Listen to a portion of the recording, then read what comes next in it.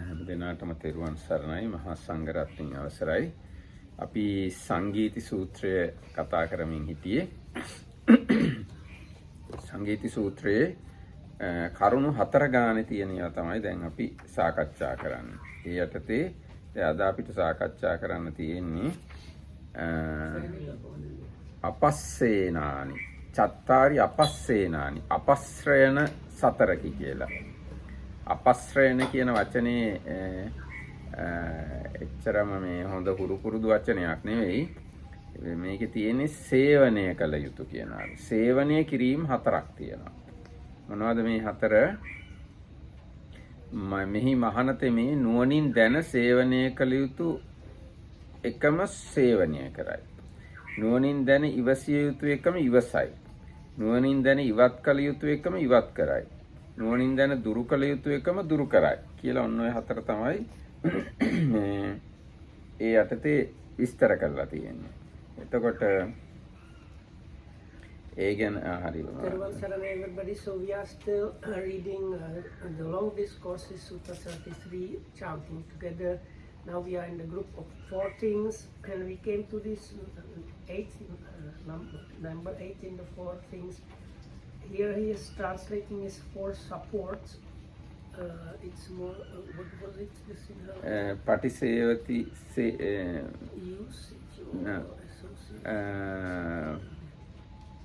associate වගේ එකක් තියෙනවා. අපස්රයන අපස්සේනාන, but senani means no, not apassayana. Apassenadi. This is not relating to sena, I think. No. Like senan. Patisevana, something like sevana. Sevana කියන වචනේ තමයි සේවනය කරනවා කියන්නේ ආශ්‍රය කරනවා. Not from like senasana. Senasana. Yes, senasana can be resting. A place of resting. So this is something okay. That's why he calls that support. So here among judges that one thing is to be pursued, one thing to endured, one thing avoided, and one thing suppressed. එතකොට ඒ ගැන තියෙනවා දැන් පළවෙනි එක තමයි this is like the Sabbasava Sutta කොටස. ඒ වගේ. මෙහි භික්ෂුවක් නුවණින් දැනගෙන සේවනය කළ යුතු දේම සේවනය කරනවා. ඒ කියන්නේ ආශ්‍රය කළ යුතු, සේවනය කළ යුතු, පාවිච්චි කළ යුතු දේම පාවිච්චි කරනවා කියන එක. So some things that are to be used or associated with, so the monks knows those are the things to be used or associated with, but that is with wisdom and understanding. ඒ කියන්නේ තස්සච විත්තාරෝ පටිසංකායෝනිසෝ චීවරම් පරිබුංජා තීති ආදීනා නායන වේදිතබ්බා. කියන්නේ නුවණින් සලකා බලා චීවර පරිභෝග කරනවා. එහෙනම් චීවර සේවනය කරනවා. පිණ්ඩපාතය සේවනය කරනවා. සේනාසන සේවනය කරනවා. බෙහෙත් සේවනය කරනවා. නුවණින් සලකලා බලලා. So then the explanation is that that one is like basically the same definition that is there in the evening chanting, where there is the reflection on the usage of requisite. It uses the same definition or like few words are a bit different, but it's the same way. ඊට පස්සේ නුවණින් සලකා බලා ඉවසිය යුතු එකම ඉවසනවා. ආන්නේ ගැන කියනවා ඥානේන ඤත්වා අදිවාසේ තබ්බ යුත්තමේව අදිවාසේති. නුවණින් දැනගෙන ඉවසිය යුත්තම ඉවසනවා. මොනවද? This kind of knowledge or understanding, the practitioner understands this is something that needs to be born, or like one needs to be patient about. So and then he is patient about it, or he bears up with it. විත්තාරෝපනෙත්ත පටිසංකා යෝනිසෝ කමෝ හෝති සීතස්ස උන්හස්ස දංසමකස වාතාතප etc. ඒ කියන්නේ නුවණින් දැනගෙන සීතල ඉවසනවා, උෂ්ණය ඉවසනවා, මදුරුවන් මැස්සන් අවැසි සුලං ආන්නේව ඉවසනවා තරහ ගන්නේ නැතුව. ආන්නේ වගේ එකක් තමයි දෙවෙනි කාරණාවෙන් අදහස් කරන්නේ. So නපුරු වචන. නපුරු වචන ඒ ඔක්කොම. So it's basically, I think that the explanations they seem like the Sabbasava Sutta definitions. So one knows that heat and cold and wind and these crawling and biting creatures are things that one needs to be patient about. The last one of them is like people's kind of painful words. Even those are some occasions one needs to be just patient. ඒකෙම තියෙනවා තිප්පානං කරානං කටුකානං පානහරානං අදිවාසක ජාතිකෝ හෝති. තීව්‍ර වූ කටුක වූ ප්‍රාණය නැති කරන්නා වූ තරම් දුක්ඛ වේදනාවන් ඉවසන ස්වභාවයෙන් යුක්ත වෙනවා. අන්න ඒකයි මෙතන. Something like even the stabbing, burning, killing pains, he is one that is able to bear up those with patience. ඒ කියන්නේ අපි ජීවත් වෙනකොට කාටවත්ම මේවයින් ගැලවිලා ඉන්න විදියක් නැහැ. මේ දුක්ඛදායක ස්පර්ශයන්ගෙන් කොච්චර සුඛෝපභෝගී කෙනෙක් වුණත් සම්පූර්ණයෙන් ගැලවෙන්න විදියක් නැහැ. Because there is no way in our lives, these things we cannot get a break. Like nobody can suddenly come and save us from those things. So if we are in the middle of experiencing those things, the only thing to do is really bear up. දැන් මෙහි ඉන්නකොට සෑහෙන මදුරුවන්ගෙන් පිටා එනවා. එක්ක ඇඹලයෝ කූඹි එනවා. එක්ක සමහරට දානේ හොඳ නැහැ. එක්ක බනිනවා කවුරු ලොකු හාමුදුරුවෝ එහෙම හිතුව ගමන් බයින්නත් ඉඩ තියෙනවා. එක්ක අනිත් ඉන්න හාමුදුරුවන්ගෙන් මොන හරි ඇනුම් බැනුම් කෙනිත්තිලි ඒවා එන්න පුළුවන්. එක්ක දායකයන්ගෙන් මොන හරි එන්න පුළුවන්. ඉතින් ඕවෑන් 100%ක් ගැලවිලා ජීවත් වෙනවා කියලා එකක් නැහැ මහණුණා. ඉතින් ඒවා ආපුවාම තරහ ගන්නෙ නැතුව ඉවසන එක මිසක් වෙන කිසිම විකල්පයක් නැහැ ඒවට. අන්නේ ඉවසන ස්වභාවය තමයි මෙතෙන්දී අදහස් කරන්නේ. Here the monks, they have to suffer from all kind of like mosquitoes, gadflies and flies and other biting things, and all kind of ants, the big one, small one, and like many kinds of ants and termites, and then sometimes the food might be not what they need, and it might be actually kind of really difficult to digest, or other problems coming up. Or I will also add up the weather. The climate might be really difficult. Then the other monks might be kind of difficult to bear up. Or you might, if there are some like chief monk or some, you have teacher, the teacher might sometimes scold you. And then sometimes when you are a monk, even the association with the supporters sometimes is troublesome. So if you think let me find a way how I can be like free from this or avoid that, you cannot you cannot live if you try to be in a situation where these things are not happening. If you live, you have to bear up these things. ඊට පස්සේ පරිවර්ජනය කියලා ඊගා එකක් තියෙනවා. සංකායේකං පරිවර්ජේති.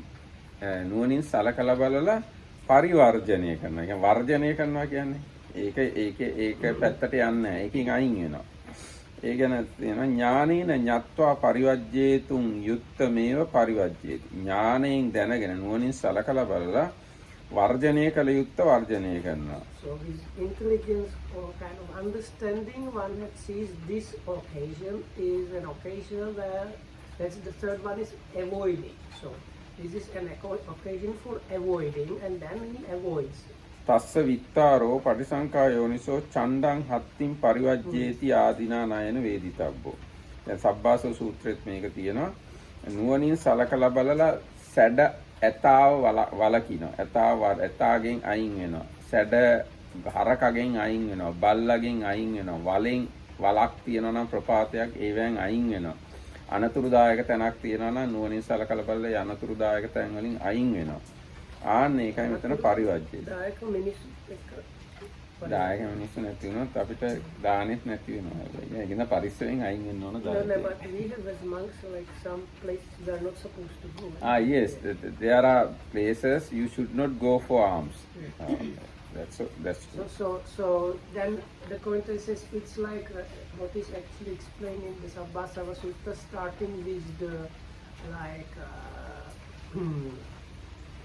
crazy elephant or crazy bull. So when they are running, so that is an occasion of avoiding. So likewise, there might be places that are like different. Walking there might be difficult, so it's better to avoid if you can. So if you know somewhere it's like mud, or you can slip and fall somewhere down, if you can go somewhere, choose different path, you should choose the different path. Don't go in the dangerous area. And then there are some people, like monks, have some rules that some areas, some people we should avoid when we go for alms. So even things like that. ඒ කියන්නේ දැන් එතන හාමුදුරුවෝ පින්ඩපාත යන ඒවා ගැන තියෙනවා මේ සුරාසල් වලට යන්න එපා. ගණිකාව ඉන්න තැන් වලට යන්න එපා. විවාහ වෙන්නේ නැතුව ඉන්න කාන්තාව විවාහෙන් නැතුවම දිගටම ජීවත් වෙන කාන්තාව ඉන්න තැන් වලට යන්න එපා. ඊට පස්සේ මිත්‍යා දෘෂ්ටික සද්ධාව නැති අය ඉන්න තැන් වලට යන්න එපා. ඔය ආදි වශයෙන් නොයා යුතු තැන් තියෙනවා. ආන්න ඒවා වලකින්න ඕනේ වෙයි.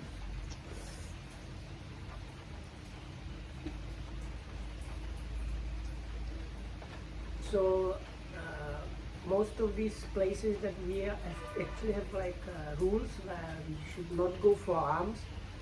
There are places like where these they call them widows, a widow's house, or a fat lady. I don't know what is that. They call them fat lady. I don't know what is.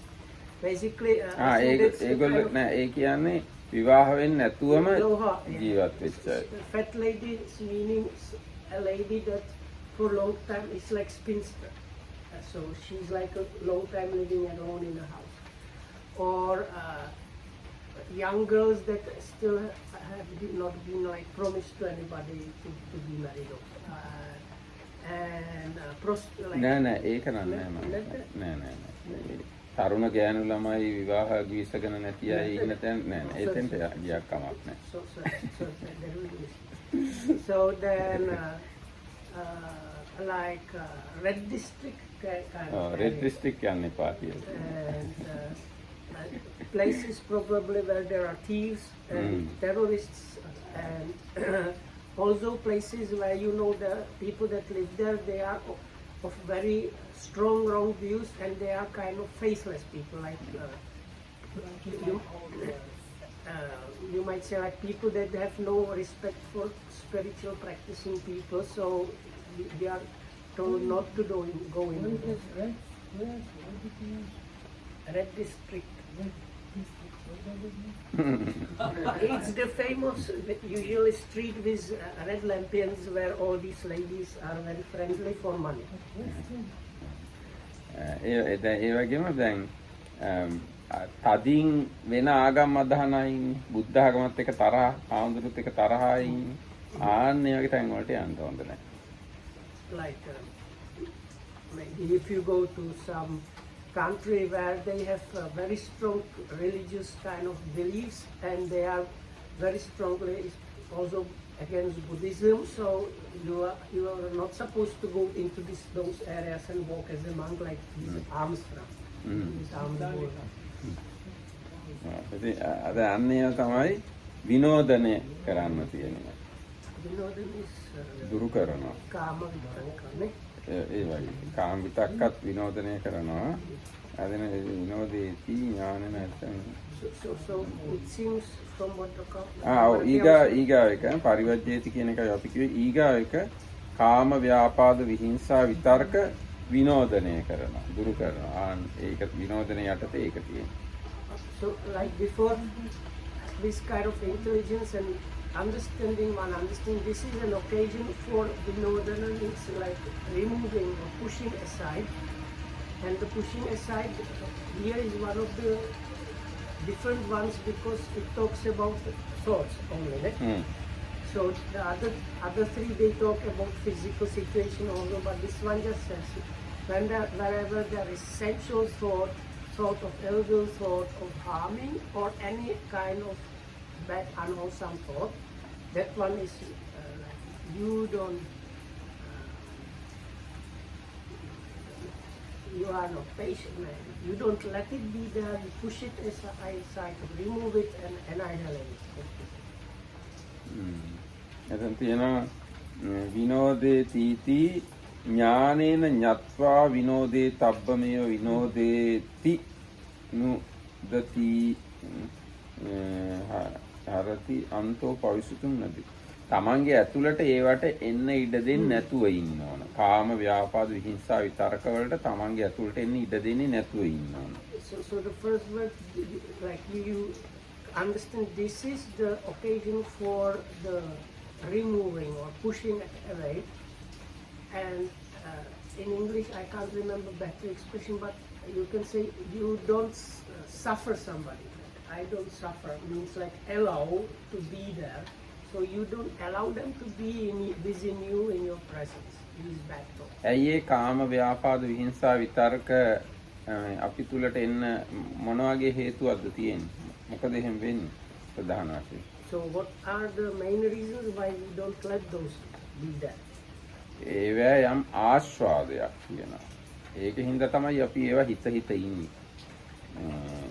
ඒවා හිතීමේ යම්කිසි වින්දනයක් තියෙනවා, ආස්වාදයක් තියෙනවා. So there is something like enjoyment or gratification, or it just kind of feels good or interesting. So thinking about essential things, or when you are angry, you kind of, there is kind of sometimes like satisfaction into getting like angry, especially if you feel it's a righteous anger, things like that. So that's why the first thing is like don't let them even, don't give them any space, don't let them stay there within yourself. ඒ වගේම ඒවා ගැන අයෝනිසෝ මනසිකාරයක් තියෙනවා. ඒ අයෝනිසෝ ආස්වාදයක් තියෙනවා. ඒ ආස්වාදය ගැන අයෝනිසෝ මනසිකාරයක් තියෙනවා. ආන්නේ දෙක එකතු වුණා ඕවා හිත ඉන්න පුළුවන්. ඕනනම් භාවනා කරනවා කියලා පැයක් වාඩි වෙලා විනාඩි 55ක්ම ඕවා ගැන හිත ඉන්න පුළුවන්. So other thing is there is this ayoniso manasikara, unwise attention, and unwise attention develops more and more the unwholesomeness basically. So the gratification that is there and the unwise attention combined, so if they come up in your practice, the Mahatma says in the one meditation hour, 55 minutes you can just, if you don't notice this properly, 55 minutes you can just spend thinking along those thoughts which are unwholesome. Okay. ඉතින් ඒතකොට දැන් එහෙම හිත ඉන්න ඊහාම ඉතින් ඒ පැයේ මොකුත් භාවනාවක් වෙලා නැහැ. So then that 55 minutes was no meditation happening. ඉතින් අන්න එතකොට ඒ හතර මේ ඒ කියන්නේ අපස්්‍රයන හතර කියලා කියන්නේ. ඒක සිංහල හොඳ වචනයක් හොයාගන්න අමාරුයි. ඒ හතර මොනවද? නුවණින් දැනගෙන සේවනය කරන්න, ඒ කියන්නේ ඇසුරු කරන්න දේවල් තියෙනවා. නුවණින් දැනගෙන ඉවසන්න තත්ත්ව තියෙනවා. නුවණින් දැනගෙන ඉවත් කරන්න තත්ත්ව තියෙනවා. නුවණින් දැනගෙන දුරු කරන්න තත්ත්ව තියෙනවා. ඉවත් කරනවා දුරු කරනවා කියවම බොහොම එක වගේ ඒ වුණාට ඒවට අදාළ විස්තර වෙනස් ටික ටික. So these are for supports or like footholds or something like that, and once again is for by wisely using them, by being patient, by avoiding, and by renewing. ඊට පස්සේ ඊකට හතරක් තියෙනවා. චත්තාරෝ අරිය වංශ. ආර්ය වංශ හතර. ආර්ය වංශ කියන්නේ ආර්යයන්ගේ වංශය කියන්නේ. So the next set of four is the very famous, or quite famous, for Arya Vamsa. Arya means noble. It is this special meaning, noble, like the noble individual. And Vamsa means like lineage. So like the lineage of kings, or a long-standing tradition that has gone one by one, like been handing down for a long time. So this is this kind of noble lineage. ඔය ඒක නටුවාව කියනවා අරිය වංශෝති අරියානම් වංශ. ආර්යයන්ගේ වංශ තමයි අරිය වංශ කියන්නේ. යතහි කත්තිය වංශෝ, බ්‍රාහ්මණ වංශෝ, වෙස්ස වංශෝ, සුද්ධ වංශෝ, සමන වංශෝ කුල වංශෝ රාජ වංශෝ එවං අයම්පි අට්ඨමෝ ආර්ය වංශෝති ආර්ය තන්ති ආර්ය පවේනී නාම හෝති. අර විදියට අර එක එක වංශ තියෙනවා. රජවරුන්ගේ පරම්පරා, බ්‍රාහ්මණයන්ගේ පරම්පරා, එක එක පවුල් වල පරම්පරා, ශ්‍රමණ පරම්පරා භික්ෂුන් වහන්සේලාගේ ඒ වගේ දැන් බුද්ධ වංශය බුදුවරුන්ගේ පරම්පරාවක් තියෙනවා.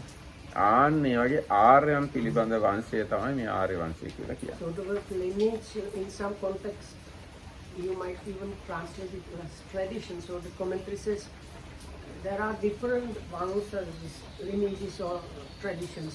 You have the Kshatriya or the warrior caste lineage or tradition, then the Brahmin tradition, then the kings or royal tradition, ascetic tradition. Different families that have their own lineage or tradition like that. So this is likewise tradition or lineage of the Aryas. Aryans means the noble individuals. දැන් මේ වංශය කියන එක විශේෂයෙන් මේ තේරවාද බුද්ධ ආගම තුළ ඉතාම සැලකිල්ලට ගන්න දෙයක්. මොකද මේ වංශය කැඩුනොත් වික්ෂුන් වහන්සේලාගේ වංශය කැඩුනොත් එහෙම ආයි හදන්න විදියක් නැහැ. ඒකින්ද අඛණ්ඩව උපසම්පදා වෙන්න ඕන ගුරුවරයාගෙන් ගෝලයට, ඒ ගුරුවරයාගෙන් ගෝලයට, ඒ ගුරුවරයන් ගෝලයට බුදුරජාණන් වහන්සේ කාලේ ඉඳන් අද කාලේ වෙනකම් අඛණ්ඩවම එන්න ඕන කමක් තියෙනවා. මේ වංශය කියන අදහස තේරවාදය තුළ ඉතාම වැදගත් දෙයක්. So this lineage, tradition, or I will talk about another one, pedigree, is especially important, especially in Theravada Buddhism, because this is the teaching of the elders. And now this came to us because of monks carrying the Buddha's teachings. And if the monk's ordination lineage gets broken, there is no way how to repair it and restart it. So that's why this is of utmost importance that the lineage is there. දැන් අපේ උපසම්පදාව ගත්තාම අපේ ගුරුවරු අපේ වැඩිහිටියෝ තමයි අපිට උපසම්පදාව දුන්නේ. ඒ වැඩිහිටියන්ට උපසම්පදාව දුන්නේ ඊට කලින් අය. ඒ අයට ඊට කලින් අය. ඔහොම ආපහු බුදුහාඳුර ගාවටම යන්න පුළුවන් වෙන්න ඕනේ.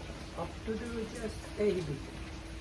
Yes, up It's to the kind AHB. of amazing, no? Yes. Almost like goosebumps. So nowhere else this kind of unbroken lineage available according to my knowledge. Because like we were ordained and we had the monks, our preceptors and kind of teacher, their ordination teacher, they were also higher than monks, and they themselves, they got their ordination from their preceptors, and they got it from their preceptors like this, unbrokenly, like up to the point where the Buddha was, the first monks, they were ordained by just the Buddha saying, "Come monks."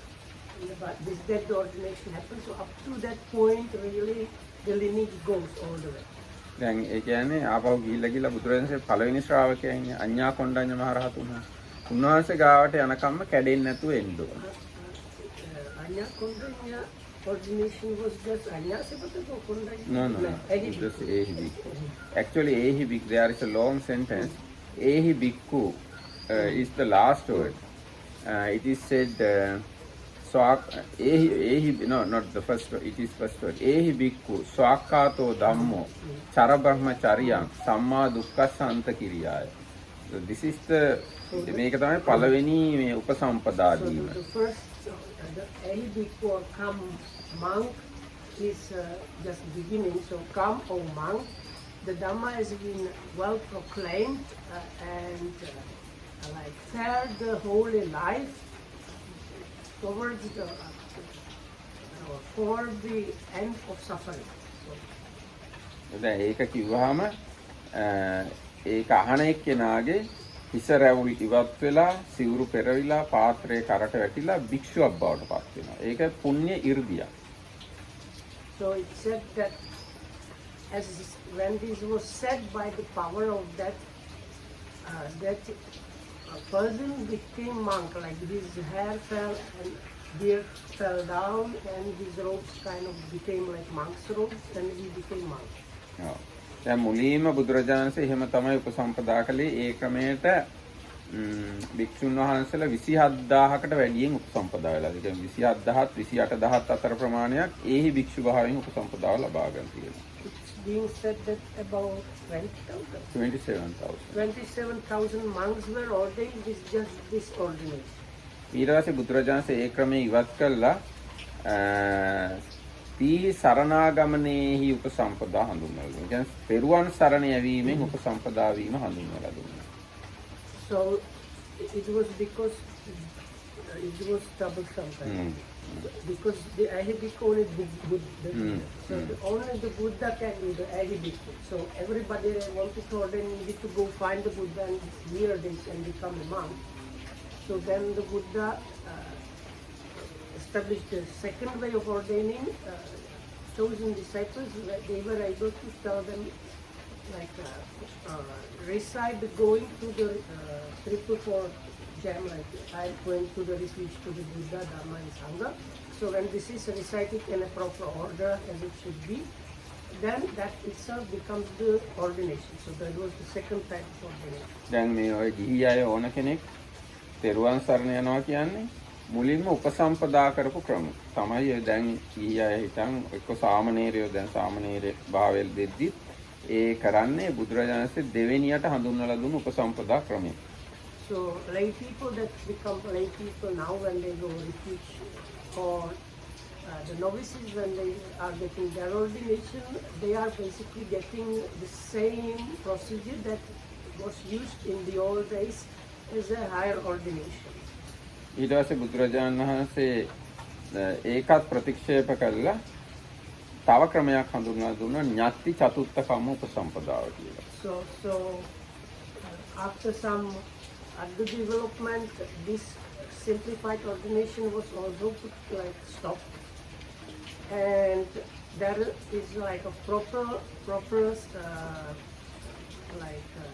legal act for monks that constitutes the ordination, which is called the one announcing and three proclamations or something like that in English translation. ඒක තමයි පහුගිය අවුරුදු 2600ක් විතර තිස්සේම ආවේ. දැන් අපිත් උපසම්පදා වෙන්නේ ඒ ක්‍රමයට තමයි. It is this kind of ordination that has been going on for this 2,500 or almost 600 years, and that is the same ordination that the higher ordained monks here were going through when they were getting the higher ordination. දැන් එතකොට We are now 2005. මොකක්ද? How many years? What is the Buddhist year? Buddhist era year? Now this is 2567. That is from the Parinibbana of the Buddha. එතකොට ඒක තමයි දැන් ලෝකේ පවතින එකම උපසම්පදා ක්‍රමය. ඇත්තටම උපසම්පදා ක්‍රම 8ක් තියෙනවා. ඒ බුදුරජාණන්සේ කාලේ හඳුන්වලා දීලා තිබුණා. දැන් ඒකෙන් ඔය ක්‍රමය තමයි තියෙන්නේ. ඕක විතරයි. So there are altogether there were 8 ways of getting higher ordination, but to get some like that, the others they are kind of special case we don't need to like go into, but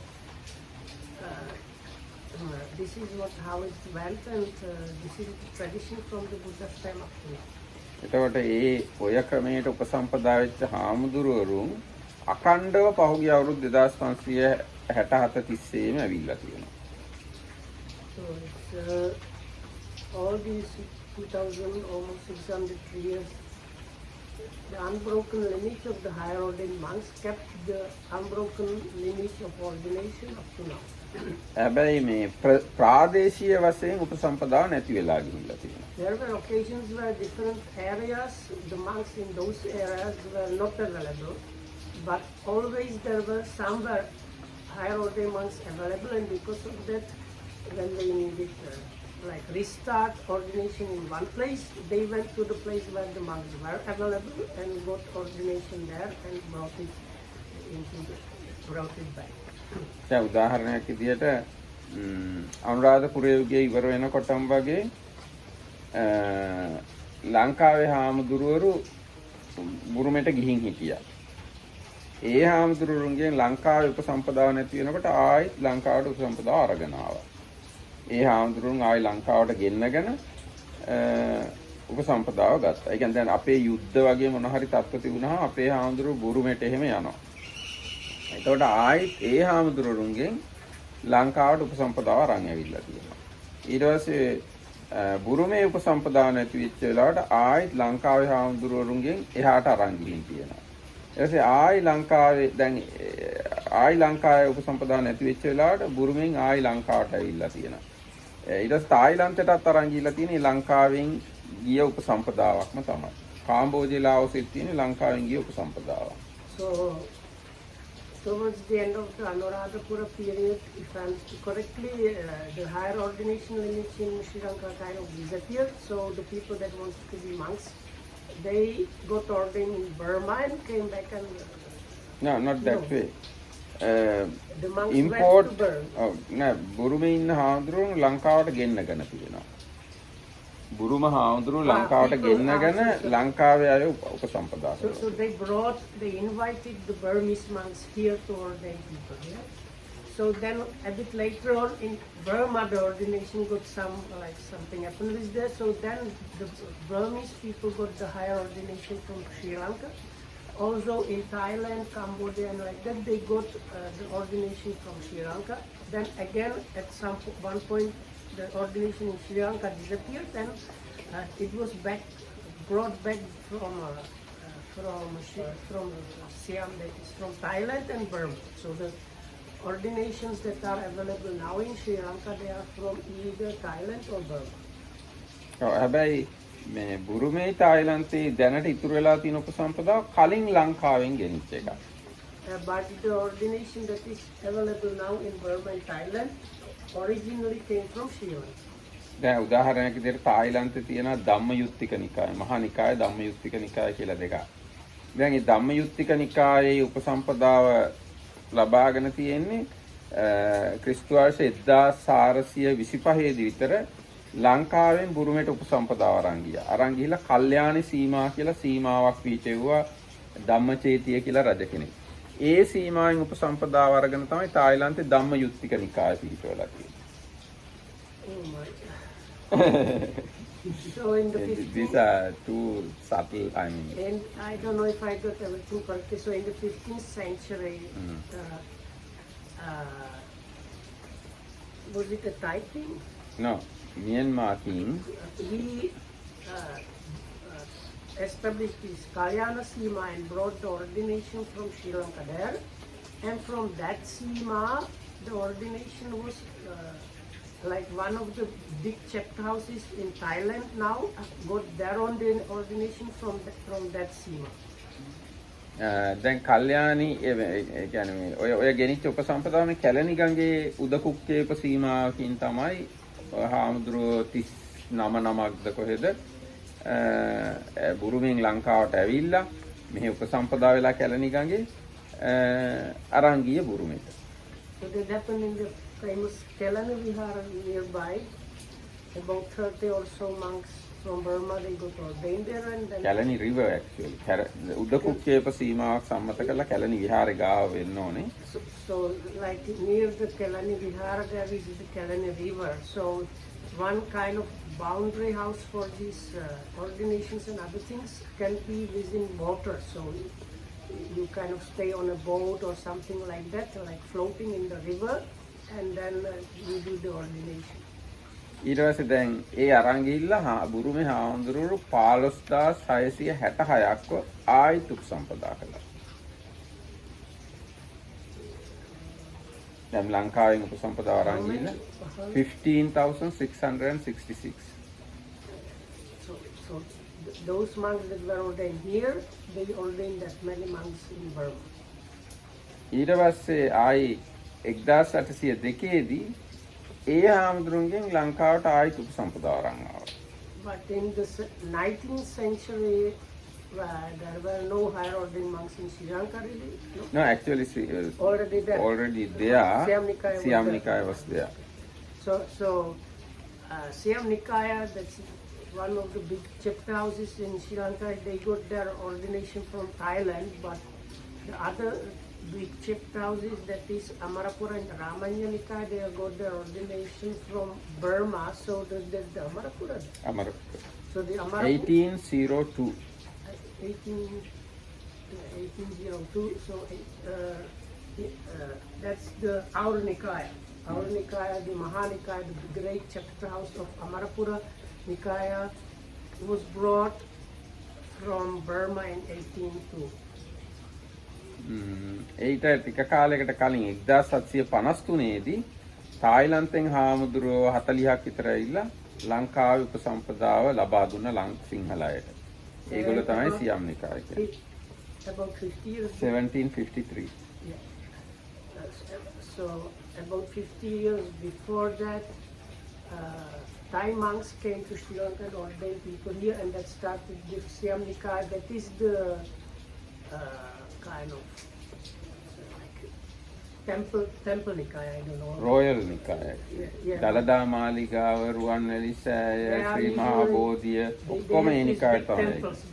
These temples are mostly like owned and looked after by different smaller chapter houses within this Siam Nikaya. ඊට පස්සේ 1861 දී රාමඤ්ඤ නිකාය උපසම්පදා වෙලා ලංකාවට ආවා. So about 60 years after the Burmese ordination, another Burmese ordination was brought to Sri Lanka, and it was the Ramanya Nikaya. ඉතින් ඔන්න ඔය විදිහට භික්ෂුන් වහන්සේලාගේ මේ පරම්පරාව නොකැඩීම එනවා. අන්න ඒක තමයි වංශය කියලා කියන්නේ. So like this all story was as an illustration how the lineage or tradition goes unbrokenly up to the day.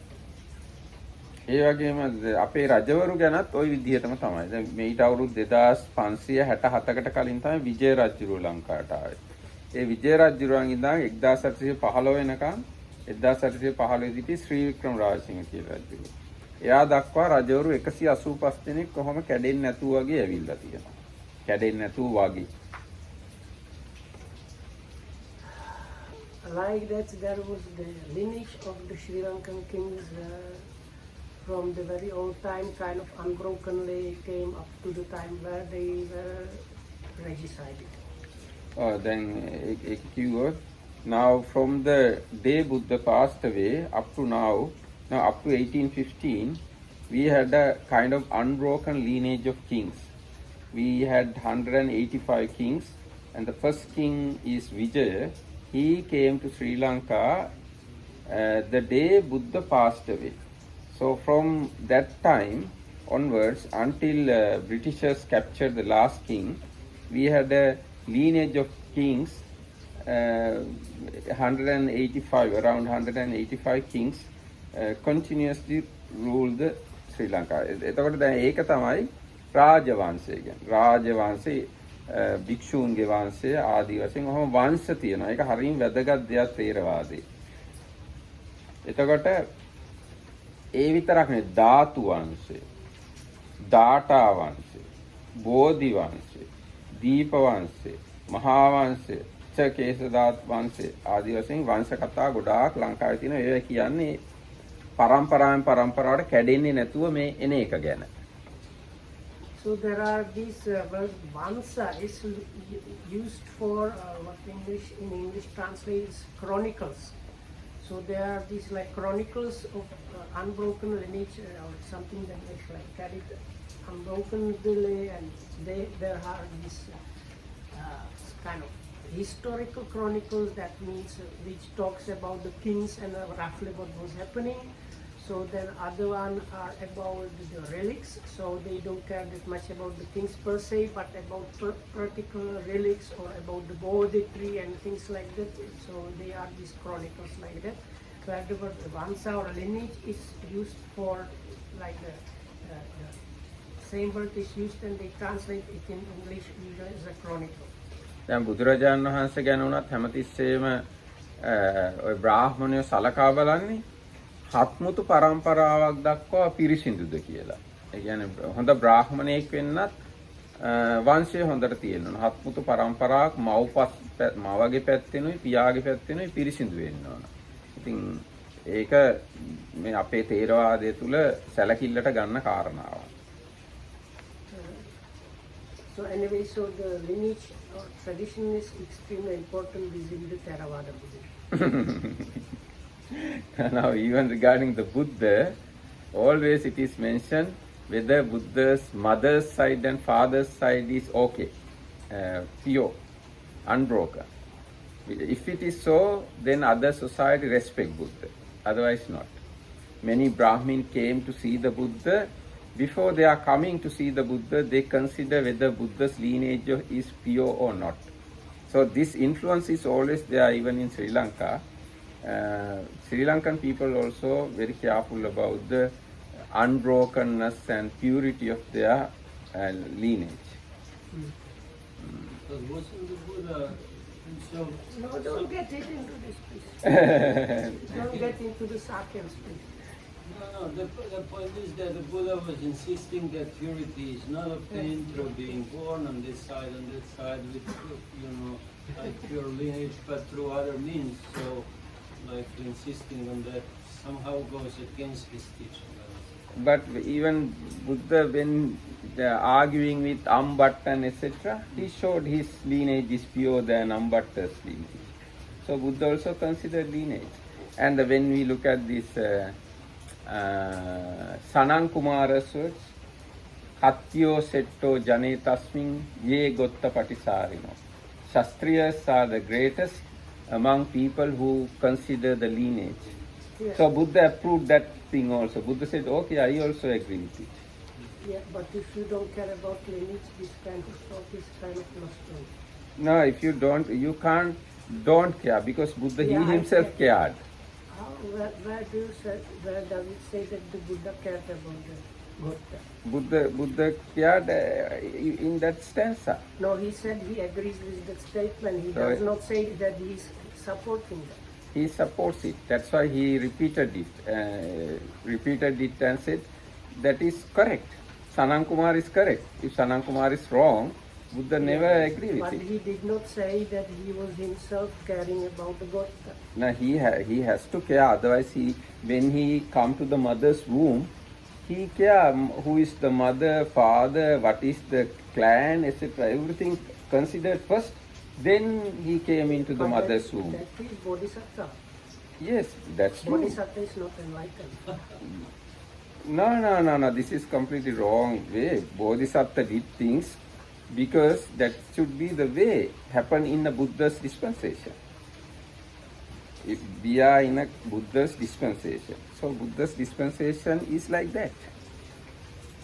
Can I ask a different question? How is it with ordination of bhikkhunis? Do they have their own lineage? No. Or are they? No, actually these are things to be discussed, not to run away, because these are very practical things. Only thing is, if your attitude or your view is different, then clashes come up. But otherwise, these are things to be discussed, because these are things within the Buddha Sasana.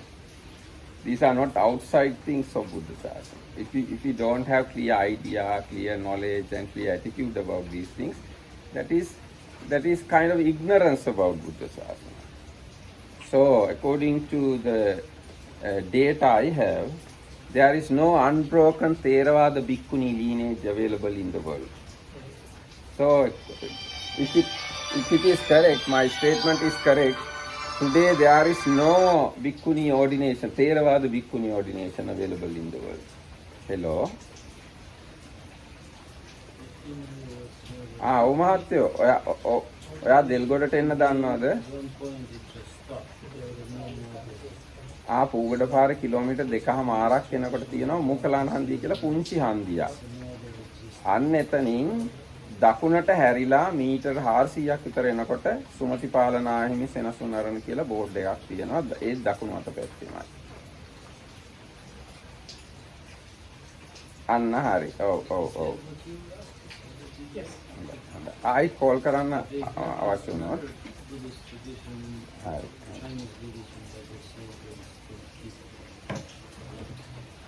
So this is my idea. According to my knowledge, there is no unbroken Theravada Bhikkhuni lineage in the world today. So the way it was supposed to be was that bhikkhunis ordain another bhikkhunis, right?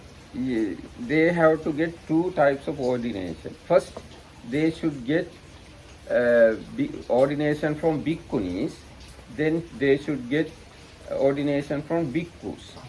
So for bhikkhunis, they must have two types of ordination, and both of these two types should be unbroken. So such kind of unbroken lineages are not available regarding bhikkhunis today. And when did it disappear?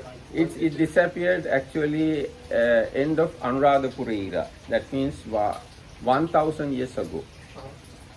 Afterwards, there are no bhikkhuni ordination, or there are no mentions, there are no data about high ordination about bhikkhuni. But do we know what actually happened? Did women just become not interested to be bhikkhunis, or some other incident or accident happened? What was the reason that they suddenly stopped ordaining? Actually, this high ordination is something very much influenced by geopolitical situations. Political situation is very much influenced. If political situation is not conducive, wars and famines and other invasions, then bhikkhunis can't exist. To exist bhikkhunis, you have to have smooth socio-cultural and economic and political situation. So after Anuradhapura era, a lot of warfare and invasions and a lot of problems. So in such a situation, bhikkhunis can't exist at all, even bhikkhus can't. That's why we lost our high ordination. Now Portuguese came 1505, afterwards continuous warfare. So when it is 1750s, no high ordained monks available in Sri Lanka. And even before that, in 10th century also, South Indian kings captured Sri Lanka. So we lost our high ordination. So high ordination always depending on socio-cultural, political and economic situations. Another question, since there is not much time to continue this, but also regarding bhikkhuni ordination, that there is a sutta in Anguttara where Gautami finally receives these 8 rules, she becomes a bhikkhuni, and the Buddha tells Ananda, if this didn't happen, the sasana would last 1,000 years, now it will last only 500. But then how does that agree? If the Buddha said at that time, even under the best conditions, sasana would last 1,000 years, that the present tradition believes that it is lasting, or it will last 5,000 years. Actually, this is why we need the support of commentary. Commentary says Buddha's idea was this 1,000 years Patisambhida Labi Rahatunge Vasin, how to translate it. That 1,000 years is relating to the Patisambhida Labi Arahants. Arahants who have 4 analytical knowledge. So, with relating to that type of Arahant, Sasana exists only 1,000 years, not normal day. But normal Sasana can exist 5,000 years. So even different kind of arahats could still exist, but they are just not going to be this for analytical. No. That's the thing. Very high type of arahants are the arahants who have 4 analytical knowledge. So those arahants disappeared after 1,000 years. But other arahants can available even today. 500 years. And now Buddha said 1,000 years, this very high type of arahant could have exist. But because of giving high ordination to the female, it reduces up to 500. But again, Buddha pointed or introduced these 8 Garudhammas, then again same 1,000 years can exist. This is the explanation from the commentary as well as Pali, not only commentary, from the Pali also. And there Buddha explained why it happened that way. When female community become more, that institute is easily invaded by enemies. That kind of explanation given by the Buddha. So everything is well explained, but you have to have faith to accept these things. So I think එහෙනම් අද දවසට අපි මෙතකින් සමාප්ත කරනවා. හැම දිනාටම සිරුවන් සරණයි.